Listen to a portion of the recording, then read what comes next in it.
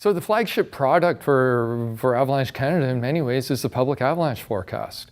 It gets issued daily, and it's really challenging in some ways because we're trying to do many different things. We're trying to provide a product that serves all kinds of people, and that is both people who have minimum avalanche training all the way to people who have professional level skills and experience and knowledge.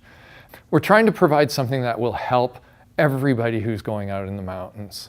And the way we do that is we break the forecast into 2 pages. Page 1, there's dates, date that it was issued, and the expiry date. It's really important to make sure that you always have the latest information. Below that, we have a headline. And the headline is a way to really help you focus on what I, as a forecaster, think is the most important thing. Below the headline, we have our danger ratings, which is a sort of a one-word summary of the hazard that's out there.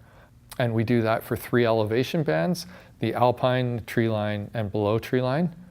And then we also provide a confidence statement. Avalanche forecasts are built on weather forecasts, and there's uncertainty. Sometimes we get it wrong. So we try to tell you what our confidence is and why. Sometimes it's because of the forecast just doesn't have a lot of data. We're a little data sparse.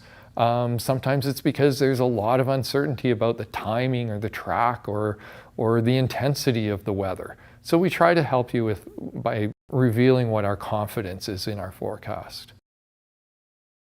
I think avalanche problems are a really powerful part of the forecast because in just a short word or two, persistent weak layer, persistent slab, wind slab, storm slab, those words are shorthand for a very rich concept. We provide information for what elevation band we think that this is a problem. We identify the likelihood of an occurrence, the likelihood of triggering an avalanche, as well as the size. So it's more information than a simple danger rating, but by giving you more and more detailed information, it empowers people to make better decisions. We're able to start steering people to take specific steps to help manage that risk, to help manage that problem. So that's the information that's on the front page. If you go to the second page, the forecast details page, you'll find 3 sections. The weather forecast, a summary of what the best forecast for that region. The second section there is a snowpack description.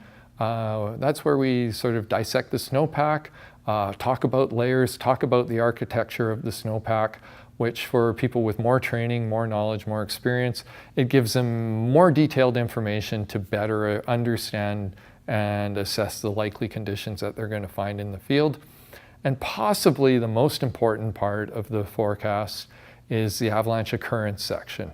That's where we can really add value because if we go back to the professional exchange of information, we're able to build a picture of where avalanches are running, what kind of avalanches. My friend Jill Fredston always says that avalanches are like fish. They swim in schools.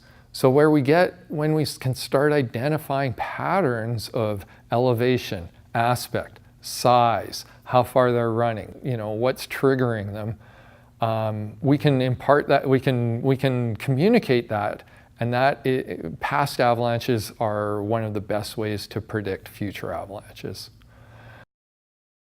All this information is really seeking to do probably one thing, and that is to help you match terrain to the conditions.